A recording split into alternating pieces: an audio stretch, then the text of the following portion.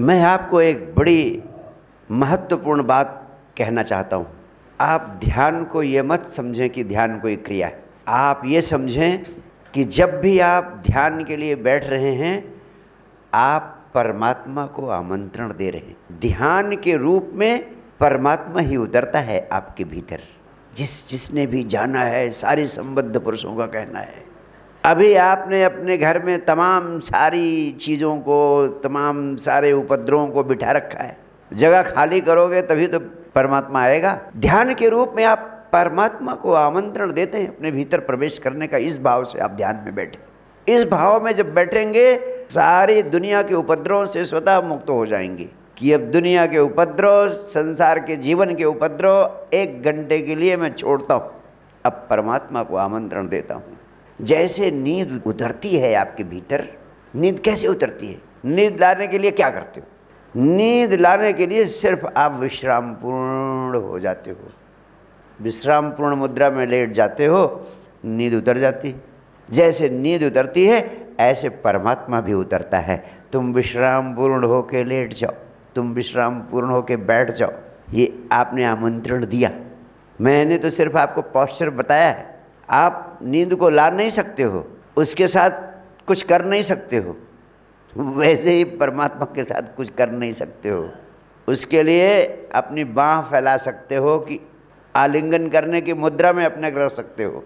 विश्राम पूर्ण होना परमात्मा को आलिंगन करने की मुद्रा में अपने को उपलब्ध करा देना होता है। जैसे नींद उतरती है, वैसे परमात्मा उतरता है। जैसे प्रेम घटता है तुम्हारे जीवन में, प्रेम घटने के लिए क्या करते हो? घट जाता है ना एक विशेष भावदशा में। वैसे जब एक विशेष भावदशा में होते हो तो ध्यान घट जाता है। आपको सिर्फ एक विशेष अवस्था में होना है। वो कौन सी अवस्थाएं हैं जो महत्वपूर्ण हैं विश्राम पूर्ण होने के लिए, ध्यानात्मक होने के लिए? जिसमें एक चीज़ मैं हमेशा कहता हूँ कि आपको अपने घर में एक स्थान निर्धारित कर देना चाहिए कि आप इस विशेष स्थान पर बैठेंगे। परमात्मा के लिए कोई एक जगह निर्धारित कर दो ताकि उसे पता रहे कि मुझे आगे कहाँ बैठना है। स्थान दे दो उसको, एक जगह आप निर्धारित कर दे। अगर आपके घर में इतनी व्यवस्था है तो एक कक्ष को ध्यान कक्ष बना दे, उस कमरे से सब कुछ हटा दे। सिर्फ एक आसन होना चाहिए जो आपको सुविधाजनक लगता है। अगर ज़मीन पर बैठना आपके लिए सुविधाजनक लगता है तो ज़मीन पर बैठने वाला आसन। अगर कुर्सी आपको सुविधाजनक लगता है तो उस कमरे में सिर्फ एक कुर्सी रहे जिस पे आप बैठेंगे। अगर सोफ़ा आपको सुविधाजनक लगता है तो उस कमरे में सिर्फ एक सोफ़ा रख दीजिए जिस सोफ़े पर आप बैठेंगे। अगर आप लेट के ध्यान करना चाहते हैं तो उस कमरे में एक बिस्तर डाल दीजिए, लेकिन उस बिस्तर का उपयोग सिर्फ ध्यान में जाने के लिए करिए। उस पूरे कमरे का उपयोग सिर्फ ध्यान के लिए करिए। ध्यान के अलावा और किसी कार्य के लिए उसका उपयोग न करें।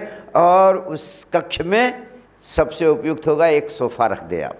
उस सोफ़े के अतिरिक्त और कुछ ना हो।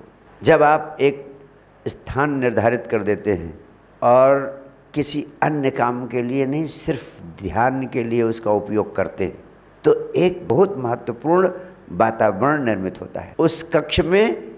चूँकि 1 घंटे आप बैठने लगेंगे कम से कम, तो उस 1 घंटे में हर काम की एक तरंग होती है, वेव्स होती हैं जो वहाँ क्रिएट हो जाती है, जनरेट हो जाती है, निर्मित हो जाती है। जो भी काम करते हैं, आप लड़ाई झगड़ा करोगे कहीं तो उसकी तरंग अलग बन जाएगी। बेडरूम के कमरे की तरंग अलग होती है, ड्राइंग रूम के कमरे की तरंग अलग होती है, पूजा कक्ष की तरंग अलग होती है, ध्यान के कमरे की तरंग अलग होती है। तो ध्यान कक्ष को आप मंदिर का स्वरूप दे दीजिए। परमात्मा के आमंत्रण का स्थल है वो। अगर ऐसा बना देंगे तो वहाँ की ऊर्जा तरंगे इस तरह इकट्ठा हो जाएंगी, इस तरह संग्रहित हो जाएंगी कि जैसे ही आप अपने उस सोफ़े पे बैठेंगे या उस बिस्तर पे बैठेंगे, जो ध्यान का सोफ़ा है, ध्यान का बिस्तर है, तो बैठते ही वहाँ की तरंगें आपको ध्यान में आवेष्टित कर लेंगी। वो अपने आप ध्यान में गहरे और गहरे पहुंचाने में सहयोगी बन जाएंगी। आप कहते हैं ध्यान नहीं लगता, आपको सहयोग करने वाला कोई नहीं। अब आपने एक ध्यान कक्ष निर्मित कर दिया, वो ध्यान कक्ष ही आपका सहयोगी बन जाएगा, ध्यान में ले जाने में बहुत बड़ी भूमिका निभाएगा वो। दूसरा काम है ध्यान को निर्धारित समय पे करें। ये भी बहुत महत्वपूर्ण है।